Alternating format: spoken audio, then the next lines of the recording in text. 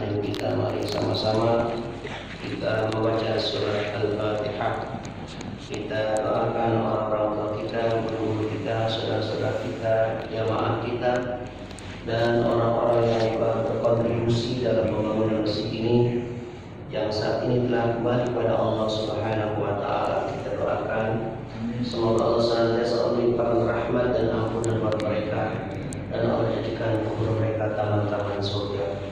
Dan kita yang masih hidup, semoga Allah senantiasa berikan kesehatan, berikan kemudahan dalam beribadah kepada Allah Subhanahu wa Ta'ala, dan Allah jadikan kita orang-orang yang istiqomah sehingga kita mampu mengakhiri hidup dengan husnul khatimah. Ila hadratin Nabi Mustafa Rasulullah sallallahu alaihi wasallam bi niyyati qabul hawaijina al-Fatihah. A'udzu billahi minasyaitonir rajim. Bismillahirrahmanirrahim. Alhamdulillahirabbil alamin arrahmanir rahim maliki yaumiddin. Iyyaka na'budu wa iyyaka nasta'in ihdinas siratal mustaqim. Shiratal ladzina an'amta 'alaihim ghairil maghdubi 'alaihim waladdallin. Qala al-mu'allif rahimahullah ta'ala wa nafa'ana Allah bihi wa bikum fid dharain. Faraidus sholati. Kita akan membahas dan membaca tentang arkan sholat atau fardu sholat, di mana di dalam kitab lain disebut dengan arkan sholat, ada sebagian menyebut dengan faraidus sholat. Di dalam fikih sunnah disebut faraidus sholat, fardu sholat, atau hal-hal yang wajib yang dilakukan yang ada di dalam sholat. Di mana arkan sholat ini masing-masing buku atau ulama menyebutkan dengan jumlah yang berbeda-beda. Ada yang mengatakan 18, ada yang mengatakan 14, 12, dan ada yang kurang lagi. Walaupun sesungguhnya jumlahnya sama, hanya saja mungkin ada penggabungan di antara satu rukun dengan rukun yang lain. Di sini katakan lis-sholati faraidu wa arkanun tatarakkabu minha haqiqatuha hatta idza takhallafa fardun minha la tatahaqqaqu wa la yu'tadu biha syar'an. Jadi salat ini memiliki fardu-fardu dan rukun-rukun, yang dengan fardu dan rukun-rukun itu maka terwujudlah hakikat dari salat tersebut. Maka apabila salah satu di antara yang rukun itu tidak ada, maka salatnya tidak dianggap, salatnya tidak sah. Apa bedanya syarat dengan rukun? Kalau syarat itu berada di luar sholat, dia tidak termasuk bagian dari sholat. Contohnya berwudu, dia bukan bagian dari sholat. Menutup aurat bukan bagian dari sholat. Menghadap kiblat bukan bagian dari sholat. Kenapa? Karena sholat itu dimulai dari takbiratul ihram, diakhiri dengan salam. Jadi wudu, kemudian menutup aurat, menghadap kiblat, mengetahui tentang sudah masuknya waktu, maka itu bukan bagian dari sholat. Dia berada di luar sholat. Hanya saja sholat akan dikatakan sah apabila syarat dan rukunnya terpenuhi semuanya. Jadi saya ulangi, jadi sholat itu dikatakan sah secara hukum syariat apabila syarat dan rukunnya itu semuanya terpenuhi. Jadi kalau ada salah satu syarat atau salah satu rukun yang tertinggal, maka sholat itu dikatakan tidak sah. Kalau tidak sah, sudah pasti tidak diterima oleh Allah. Kalau dikatakan sah, apakah sudah pasti diterima? Ya belum tentu juga. Karena kalau sah atau tidak itu terkait dengan hukum. Kalau urusan diterima atau tidak, itu urusannya dengan Allah Subhanahu wa Ta'ala. Nah, maka di sini disebutkan oleh kitab sunnah yang pertama itu adalah an-niyah. Yang pertama adalah niat. Di rukun sholat waktu sholat yang pertama adalah niat. Di dalam kitab Fikih Kifayatul Ahya disebutkan bahwa sholat itu rangka sholat itu ada rukun, ada sunnah. Nah, sunnah ada dua, ada sunnah abaan, ada sunnah hayat namanya. Kalau rukun tadi, jadi sholat itu kerangkanya pertama ada rukun yang wajib, yang kedua ada yang sunnah. Sunnah dibagi dua lagi, ada sunnah abaan, ada sunnah hayat. Sunnah abaan itu adalah sunnah yang apabila tertinggal maka dia dianjurkan atau disunahkan diganti atau ditambah dengan sujud sahwi. Contohnya apa? Contohnya misalnya lupa tasyahud awal.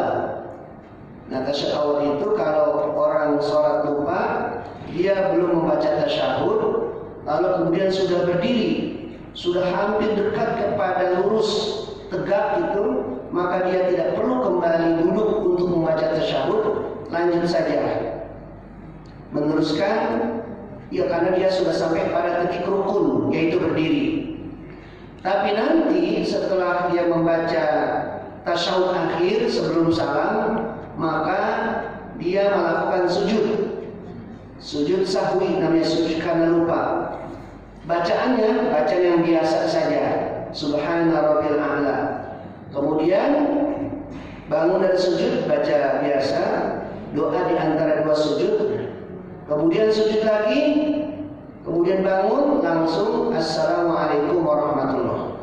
Jadi nanti ketika sujud sahwi itu adalah setelah dia selesai membaca tasyahud akhir, tinggal hanya salam saja, belum salam, lalu sujud, kemudian bangun, duduk dari sujud, baca doa, sujud lagi, lalu kemudian membaca Assalamualaikum warahmatullahi. Kenapa itu diganti? Karena itu disebut dengan sunnah abaan namanya. Termasuk juga dalam fikih Syafi'i itu termasuk adalah qunut, dianggap sunnah abaan, ya, sunnah abaan. Sunnah yang apabila ditinggalkan disunahkan pula nanti diganti dengan sujud sahwi. Tapi membaca doa iftitah, kemudian membaca Allahu Akbar ketika bangun dari ruku, membaca Subhana Rabbil Azim dan seterusnya, itu disebut dengan sunnah hayat namanya. Nah, kemudian apa itu niat? Niat itu secara bahasa adalah al-qasdu atau menyengaja. Nah, apa bedanya tadi antara syarat dan rukun? Pertama, syarat itu adanya di luar dari bagian sholat. Rukun adanya di dalam sholat. Kalau syarat itu dia harus terus-menerus ada. Misalnya apa? Misalnya dia bersuci. Dimulai dari sholat sampai akhir sholat dia harus dalam keadaan bersuci. Apabila di tengah perjalanan sholatnya dia kejatuhan najis misalnya, atau tidak lagi bersuci, atau kena hadas, maka sholatnya tidak sah. Kenapa? Karena yang namanya syarat itu dia terus-menerus ada, dimulai dari awal sholat sampai akhir sholat. Berbeda dengan rukun nanti, kalau rukun itu kalau dia sudah dibaca ya sudah selesai. Pindah kepada gerakan lain, baca yang lain, terus pada gerakan lain baca dengan bacaan yang lain. Itu rukun. Misalnya apa? Misalnya membaca Fatihah, dia rukun. Nah, begitu selesai langsung dia ruku, atau baca ayat, membaca surat, lalu kemudian ruku. Nah, Fatihah sudah tidak dibaca lagi, selesai. Baru nanti ketika berdiri berikutnya baru baca Fatihah lagi. Nah, jadi kalau istilah fikihnya itu bahwa yang namanya syarat itu dia ada dan terus menerus, tapi kalau rukun dia ada kemudian terputus-putus. Nah, kira-kira perbedaannya antara syarat dan rukun seperti itu. Nah, sekarang niat ini sebagian ulama atau jumhur ulama mengatakan dia adalah rukun dari rukun sholat. Apa itu niat? Niat itu adalah al-qasdu. Al-qasdu itu artinya menyengaja atau menuju. Nah, para ulama atau sebagian ulama mendefinisikan niat itu adalah qasdu syai'i muqtarinan bil fi'li. Qasdu syai'i itu adalah menyengaja akan sesuatu yang dibarengi dengan perbuatan. Menyengaja sesuatu yang dibarengi dengan perbuatan. Misalnya apa? Sholat dimulai dengan apa? Takbiratul ihram. Maka disitulah dia melaksanakan niat. Ketika dia niatnya itu dibarengi dengan awal dari perbuatan itu. Kapan sholat dimulai? Ketika takbiratul ihram. Maka ketika dia membaca Allahu Akbar, di dalam hatinya dia niat. Jadi itu niat dibarengi dengan perbuatan namanya. Jadi qasdu syai' muqtarinan bil fi'li. Jadi menyebutkan niat di dalam hati bukan dengan nafas. Menyebutkan niat dalam hati itu ada di awal sholat atau di awal pekerjaan yang kita lakukan. Jadi ketika kita membaca Allahu Akbar, disitulah kita niat. Niat menyebutkannya di dalam hati.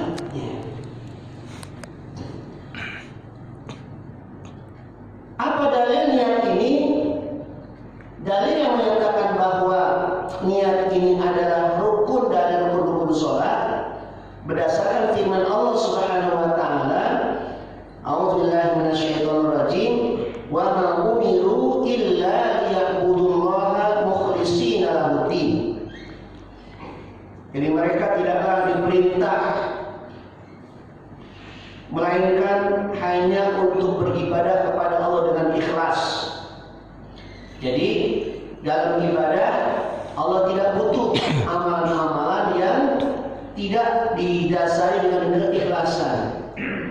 Bahkan di dalam hadis disebutkan di antara orang-orang yang pertama kali dilemparkan ke dalam api neraka itu adalah orang-orang yang melakukan amal-amal yang sangat istimewa, akan tetapi amalan yang dilakukan itu tidak didasarkan dengan keikhlasan kepada Allah.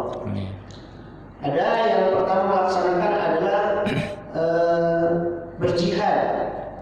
Ketika ditanya apa yang kamu lakukan selama kamu hidup di dunia, orang itu mengatakan, saya kerahkan seluruh jiwa raga saya, harta saya untuk meninggikan kalimat Allah, berjihad di jalanmu sampai aku mati syahid. Kata Allah, kadzabta, kamu berbohong, aku dusta, kamu bohong. Karena ketika kamu berjihad, niatmu bukan karena Allah, tapi niatmu adalah agar supaya orang menyebutmu sebagai orang yang gagah berani, agar supaya kamu mendapatkan gelar sebagai pahlawan dan seterusnya. Maka akhirnya orang itu batal, tidak jadi masuk surga. Ada orang yang dermawan, ketika ditanya oleh Allah, apa yang kamu lakukan ketika aku berikan nikmat kepada engkau yang begitu banyak? Orang itu mengatakan, apa yang kau berikan kepada kami, harta-harta yang kau berikan kepada kami gunakan untuk meninggikan kalimatmu. Tidak ada satu kegiatan dari kegiatan Islam melainkan pasti saya berkontribusi untuk mensukseskan kegiatan itu. Maka ketika orang itu menjawab, Allah mengatakan, kadzabta, kamu dusta. Karena ketika engkau berinfak, ketika engkau mengeluarkan hartamu, bukan lagi niatnya untuk meninggikan kalimatku, bukan karena aku, tapi engkau agar supaya disebut oleh orang lain, orang yang sangat dermawan. Dan itu kamu sudah dapatkan pujian-pujian dari orang lain. Maka akhirnya orang itu batal masuk surga. Dan terakhir adalah qari, orang alim. Ketika ditanya apa yang kamu lakukan, dia mengatakan seluruh hidup saya, siang dan malam saya gunakan untuk mengajar, mendakwahkan agamamu, sehingga orang-orang paham tentang Islam. Maka Allah menjawab, kadzabta, kamu bohong. Ketika kamu mengajar, kamu punya niat agar supaya orang mengatakan kepadamu, kamu adalah orang alim, kamu adalah orang soleh, kamu adalah orang pintar, dan itu kamu sudah dapatkan pujian-pujian itu. Maka orang itu akhirnya masuk dalam neraka, tidak jadi masuk dalam surga. Jadi niat ini sangat penting, dan juga apalagi dalam sholat. Apabila sholat yang kita lakukan niatnya bukan karena Allah, maka sholat itu juga akan menjadi sia-sia, maka sholat tidak sah dan tidak diterima oleh Allah Subhanahu wa taala. Maka Allah Subhanahu wa taala mengingatkan, wa ma umiru illa liya'budullaha mukhlishina lahu-d-din. Begitupun dasarkan kepada sebuah hadis Rasulullah SAW, innamal a'malu binniyat wa innama likulli imri'in ma nawa. Faman kanat hijratuhu ila Allah wa rasulih fa hijratuhu ila Allah wa rasulih. Wa man kanat hijratuhu ila dunya yusibuha aw imra'atin yankihuha fa hijratuhu ila ma hajara alaihi. Sesungguhnya kata Rasulullah, setiap atau amalan-amalan itu diterima atau tidak itu hanya tergantung pada niatnya, dan seseorang itu akan mendapatkan dari apa yang dia niatkan. Barang siapa yang hijrahnya kepada Allah dan Rasulnya atau karena Allah dan Rasulnya, maka hijrahnya itu dia akan mendapatkan kepada Allah dan Rasulnya. Dan barang siapa yang hijrahnya itu karena dunia yang ingin dia raihnya, atau karena perempuan yang ingin dinikahinya, maka dia akan mendapatkan apa yang dia niatkan dari hijrahnya itu. Jadi ini hadis sesungguhnya datangnya belakangan, karena perintah sholat datang lebih dahulu daripada perintah berhijrah. Akan tetapi para ulama menjadikan ini sebagai landasan bahwa setiap amalan itu tergantung kepada niatnya. Amal itu diterima atau tidak, maka tergantung kepada niatnya.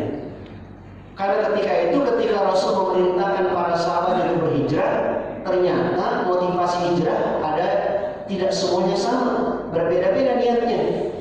Ada memang orang yang hijrah adalah karena Allah dan Rasulnya, yang tinggalkan keluarga, harta bendanya, daerahnya ditinggalkan untuk meraih redha dan Allah dan Rasulnya, maka dia akan mendapatkan apa yang dia niatkannya.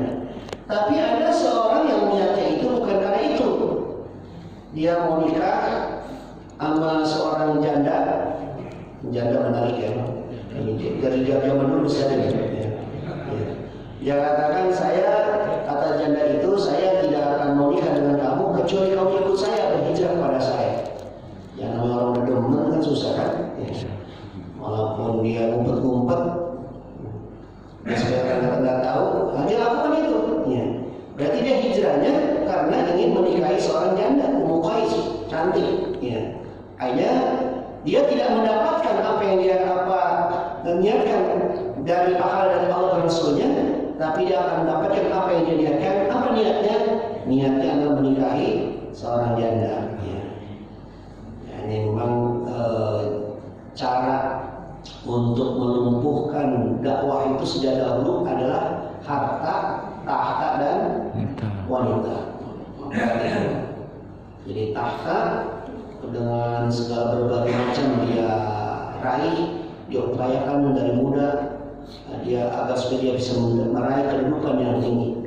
Walaupun bisa jadi akhirnya setelah dia raih capek-capek, kemudian akhirnya dia mendapatkan kehinaan di ujungnya. Ada orang yang seperti itu. Begitu pula ada orang yang terjungkil balik jadi hina, yang tadinya mulia hina karena tidak tahan terhadap wanita. Ya. Atau juga dengan segala berbagai macam cara dilakukan ya, untuk meraih harta itu, walaupun bisa jadi setelah dia raih harta itu, kemudian dia menjadi hina karena harta itu. Ya. Orang kan kalau punya harta kaya raya, kalau ngomong salah aja dia nggak benar. Orang kaya ngomong apa aja, wah siap bos. Orang yang mau jadi bilang siap bos, yang mau jadi ngomong gitu. Ya. Jadi kalau pokoknya dia ngomong benar salah aja, orang nggak benar. Kenapa? Karena orang sudah tertutup matanya, dia dianggap orang mulia karena kerjaannya. Tapi orang kaya ngomong benar itu bisa dianggap salah. Omongan apa sih loh? Jadi orang malah nggak ini, ya karena nggak punya duit dia. Karena dia nggak punya duit, omongan bener aja, udah dianggap salah. Beda sama orang kaya. Orang kaya ngomong apa aja dibenerin. Ya. Walaupun katanya salah, ditakwil. Ya. dicari-cari apa alasan supaya benar ya. Jadi begitulah, maka zaman dulu Rasulullah ditantang, apakah kamu berdakwah tujuan kamu adalah karena harta? Saya berikan berapa harta yang kau inginkan. Kalau kamu ingin kedudukan apa yang kau inginkan? Kalau ingin wanita, apa yang wanita mana yang paling cantik di muka? Saya akan carikan buat kamu. Tujuannya apa? Meninggalkan dakwah. Meninggalkan dakwah, ngajak orang kepada kebaikan.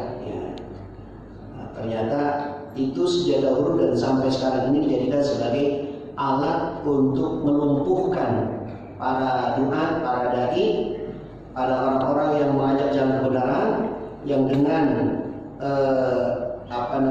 tahta harta wanita itu, yang pada akhirnya banyak orang-orang yang tergelincir, yang tidak sanggup, yang pada akhirnya tidak bisa melanjutkan dakwahnya karena dia